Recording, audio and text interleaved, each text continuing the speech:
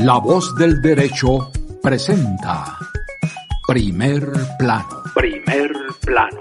Una visión dinámica de los hechos y los personajes de la jurisprudencia y la vida nacional que conformarán la historia del mañana. Primer Plano. Primer Plano.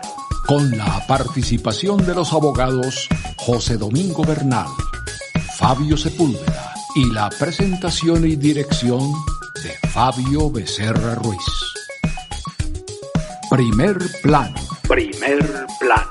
Una producción de la Corporación Colegio Nacional de Abogados, CONALBOS. Bienvenidos.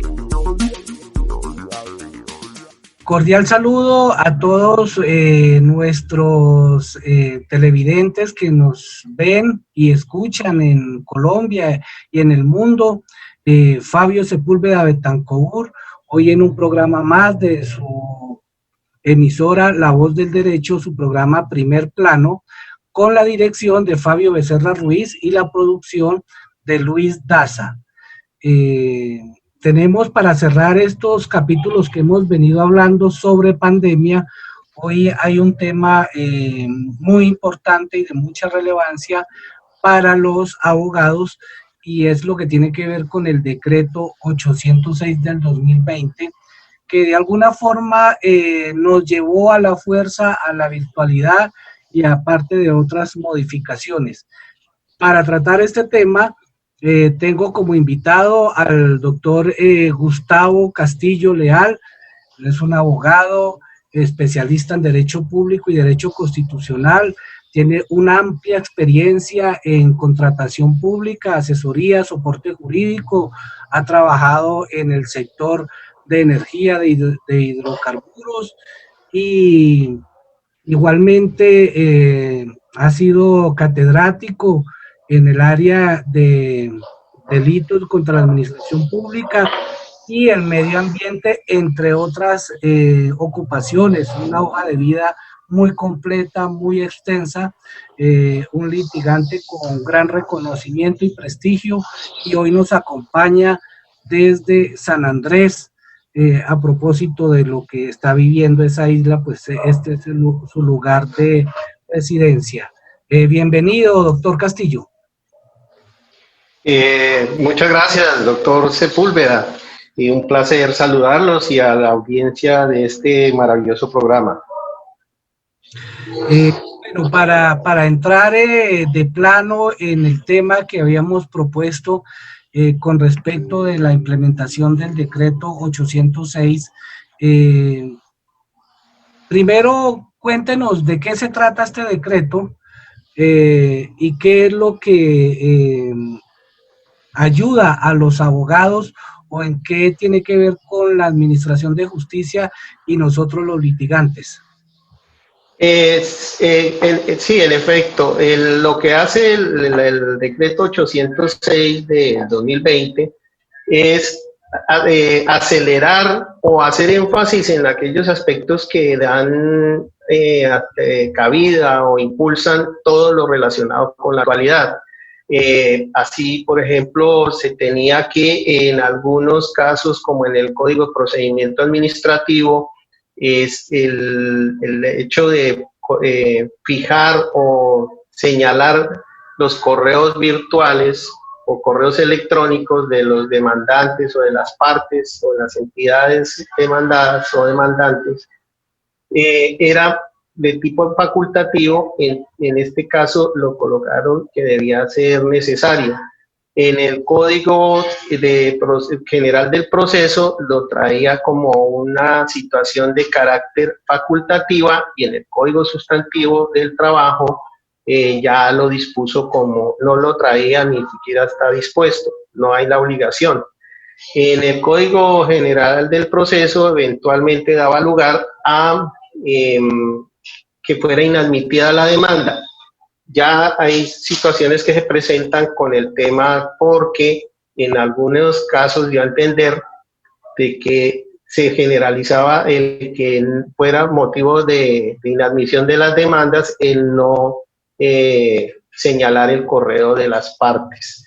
pero ya también en esto hubo un pronunciamiento en el sentido de que eso no puede dar lugar a inadmisión, porque si se establece que se desconoce el correo virtual o el correo electrónico de las personas a quienes se está citando, pues es imposible obligar a tal situación.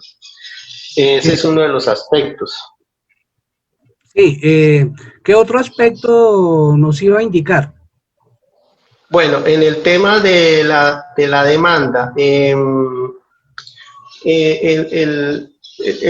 tema de la demanda se dispone que pues anteriormente se tenía que esperar el auto admisorio de la demanda y ahora se dispone el auto admisorio de la demanda cuando son procesos normales, ordinarios, declarativos, o el mandamiento de pago en los procesos ejecutivos.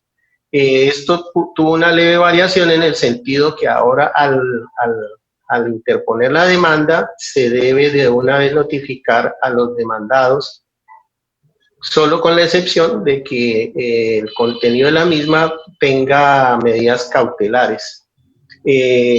También se ha dejado de lado el tema de la notificación por aviso, en el entendido de que cuando se hace traslado desde un comienzo o se le hace conocer de la demanda a las partes, pues ya va inmersa los anexos más la demanda como tal. Entonces eso le da una leve variación a la notificación. La otra situación que se presenta en el tema de notificaciones es que al momento de no agotarse la notificación por aviso en el tema de las publicaciones por periódico, pues está por el momento suspendida y se limita al de las notificaciones por medio virtual a través de la Secretaría del Juzgado. Esas son de las grandes variaciones, ¿no? Ya en el contexto lo que implica es que si ya da lugar a notificaciones y por ello una nulidad en los eventos puntuales que se dan en los estados del proceso, como el caso de que antes de proferir sentencia el juez revisa que alguna actuación no se ha surtido en la debida forma, pues tiene que declarar la nulidad o alguna de las partes que lo alegue, pues así lo hará saber antes de que emita sentencia. En el evento de que esa nulidad dé lugar a que se corra por situaciones diferentes a las de falta de competencia, pues obviamente el juez ahí suspenderá el tema. Pero cuando es que por una indebida notificación, pues además la parte alegante debe decirlo bajo el agravio juramento de que no conoció una determinada situación que debió haberse dado notificada personalmente y a través de eso pues se tramitará bien sea el incidente o la demanda de nulidad que corresponda, ¿no? Eso es en cuanto a las notificaciones que varían un poco y tendría que ya introducirse que no se cumplió de acuerdo al 806 del 2020. Sí, yo creo que el componente importante acá es la virtualidad, porque pues para nadie es un secreto que algunos profesionales del derecho, ya como diríamos veteranos, pues les cuesta un poco un grado de dificultad todo esta parte virtual. ¿Usted cómo lo ha visto esta implementación ya en la práctica? Bueno, esto tiene que ver precisamente que la virtualidad básicamente se está dando en el entendido de aquellas personas que tienen cierto nivel de manejo de los temas tecnológicos. Incluso para algunos que de alguna manera se sienten más versados o consideran, aún con todo y eso, pues finalmente termina generándole inconvenientes.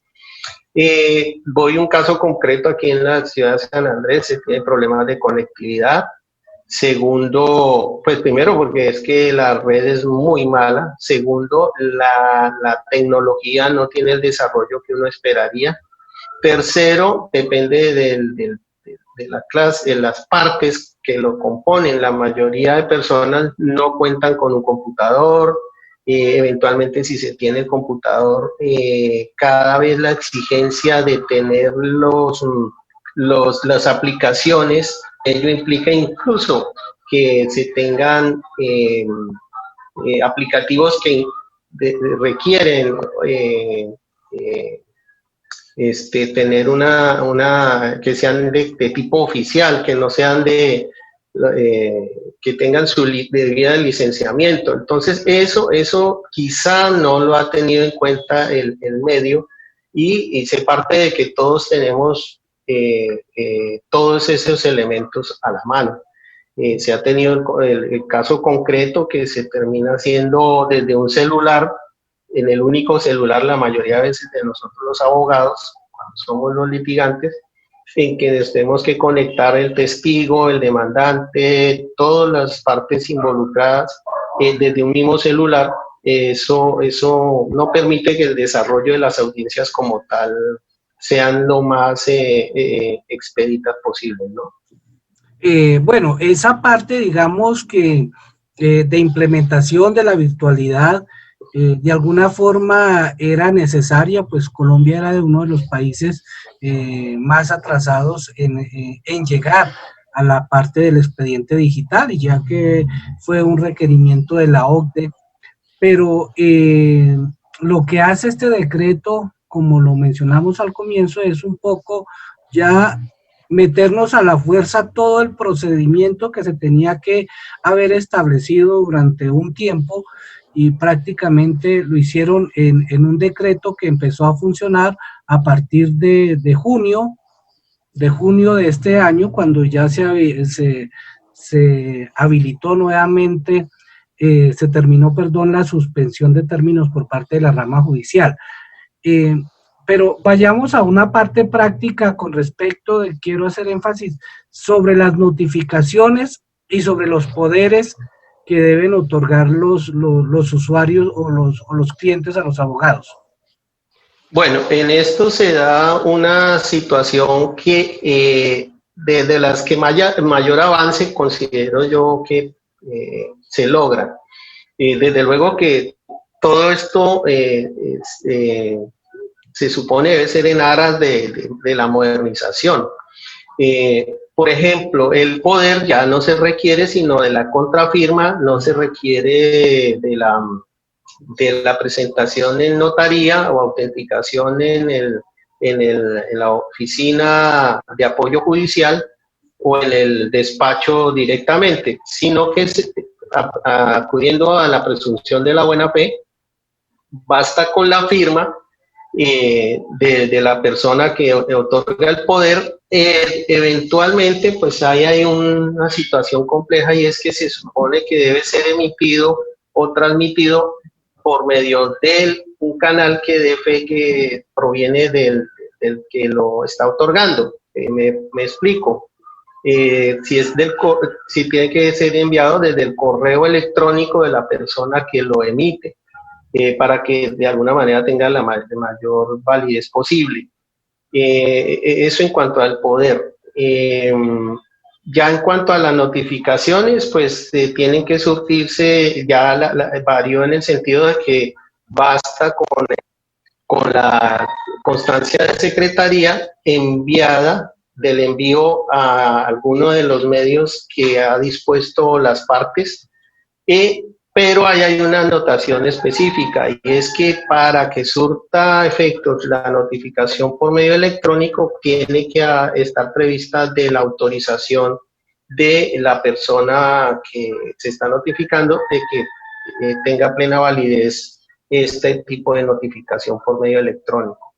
Entonces, pues ahí está uno como en una dualidad de situaciones, porque hay personas que definitivamente terminan la demanda, terminan los procesos y nunca han tenido un medio electrónico. Se entendería que se haría a través de los abogados, ¿no?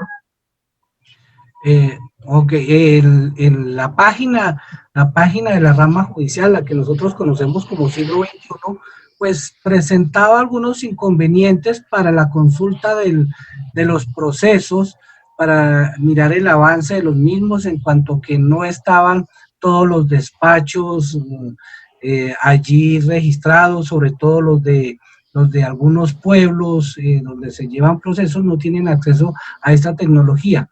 Pero este decreto sí hizo obligatorio el estado electrónico, que también ha representado alguna complejidad para las personas al momento de consultarlo. Cuéntenos sobre su experiencia y sobre cómo funcionan estos estados electrónicos. Bueno, lo primero que debo decir que duró una buena parte de tiempo, y en especial cuando comenzaron a implementarse estas medidas, de tal suerte que incluso hubo ocasiones en que la plataforma tenía como 3 o 4 formas de ingreso. Con las situaciones, por ejemplo, que si se consultaba por un medio, daba una información y quizá para cuando uno ingresaba por otro medio, la información era un poquito más compleja o tenía, de alguna manera, no era unificada. Entonces corría uno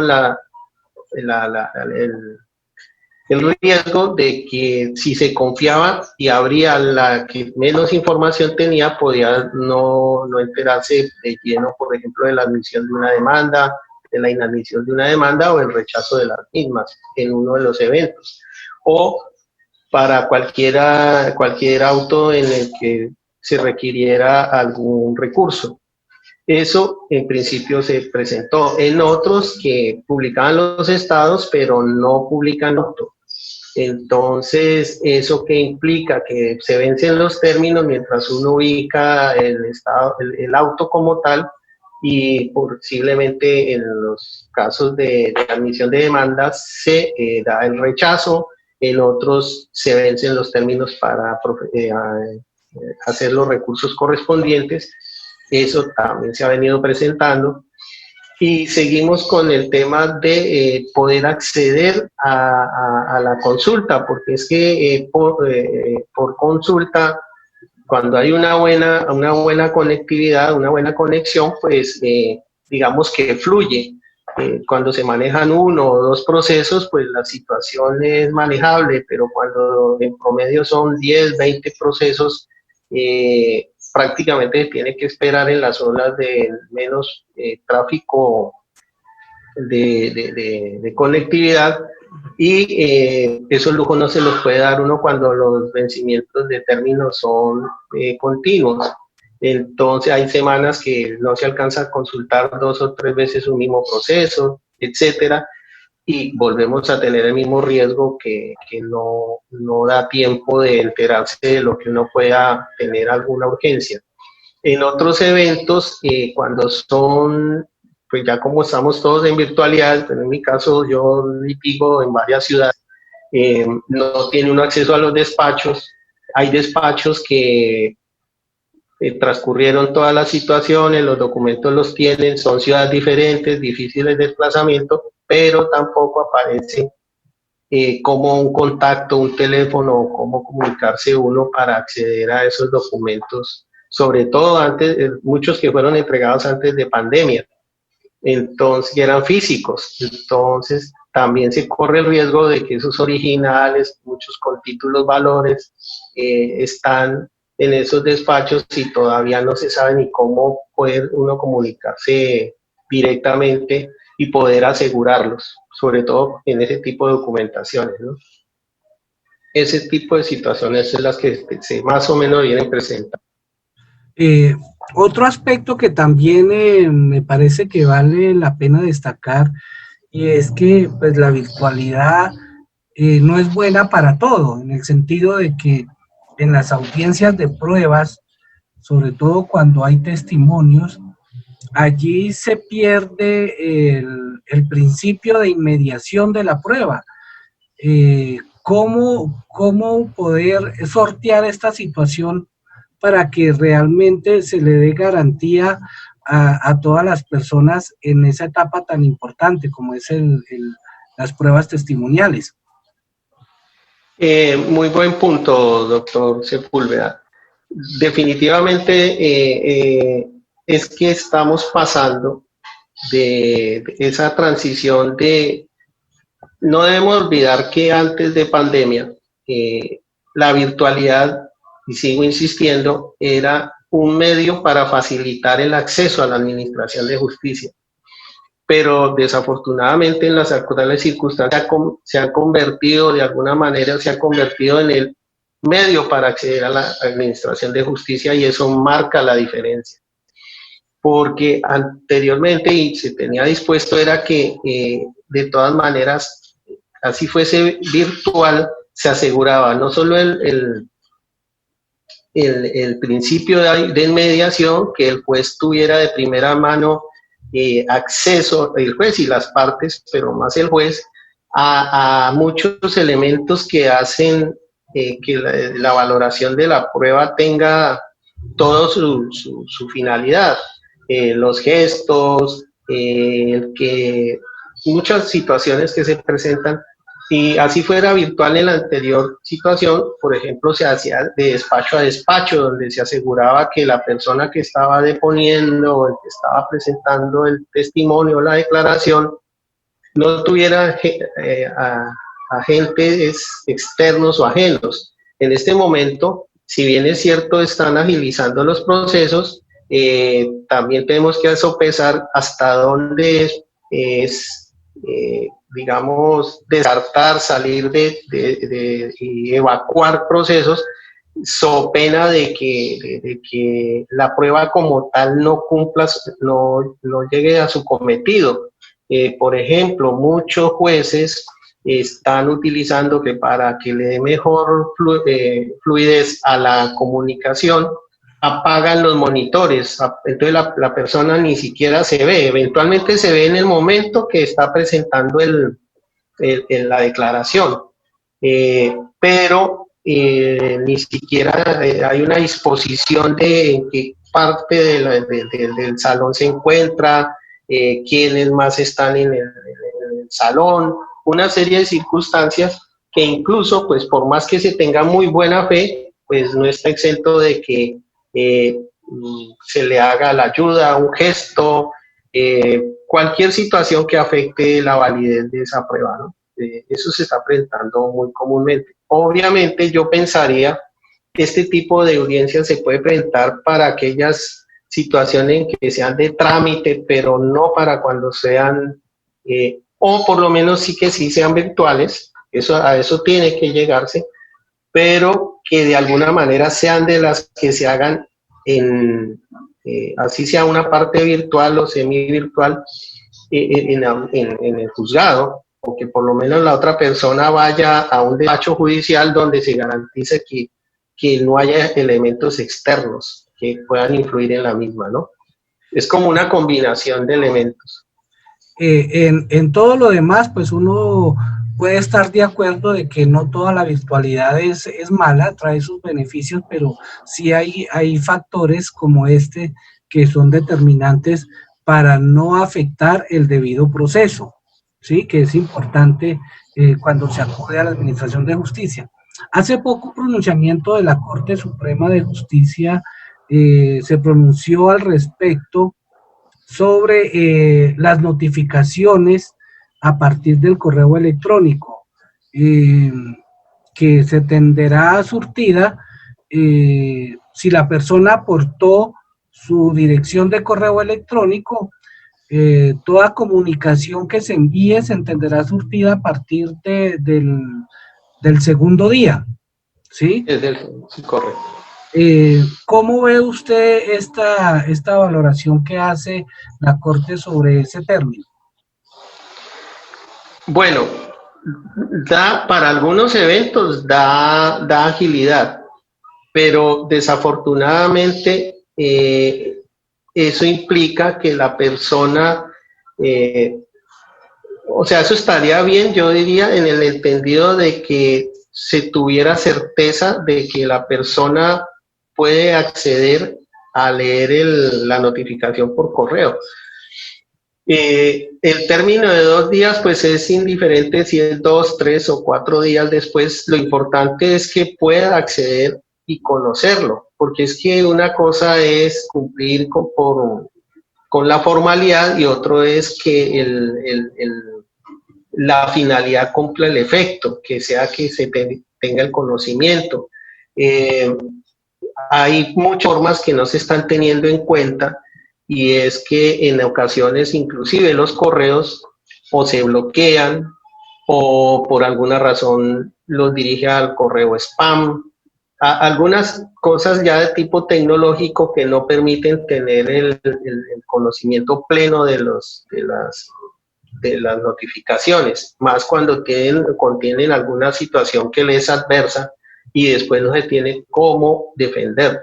Desde luego que en ese evento pues está previsto las causales de nulidad en el que la persona manifiesta bajo la grave juramento que no las conoció y pues se supone y da la errata, pero ya de tipo procesal, alegar tal nulidad a través de un medio ordinario o a través del mismo procedimiento si todavía el proceso lo permite, ¿no? El caso como tal. Perfecto, sí, excelente exposición. Para culminar, doctor Castillo, ¿qué comentarios adicionales le merece este decreto? Bueno, hay muchas, desde luego que yo comparto con el doctor la apreciación de que esto en la medida que se vea como un avance y que debe llegarse al punto de mejoría, me preocupa es en el sentido de que se haga meramente para evacuar procesos y que las falencias y las posibles improvisaciones que estamos entrando la tengan que asumir los usuarios y nosotros los abogados, bien sea como litigantes o como operadores jurídicos, porque casi que siempre en este sentido, tanto los usuarios como los operadores jurídicos estamos en la parte más débil, porque finalmente los despachos judiciales, los jueces y en general el aparato de justicia tienen las formas de todas estas situaciones las acondicionen para que les surta efecto a ellos, pero no al usuario como tal. Por ejemplo, publican un auto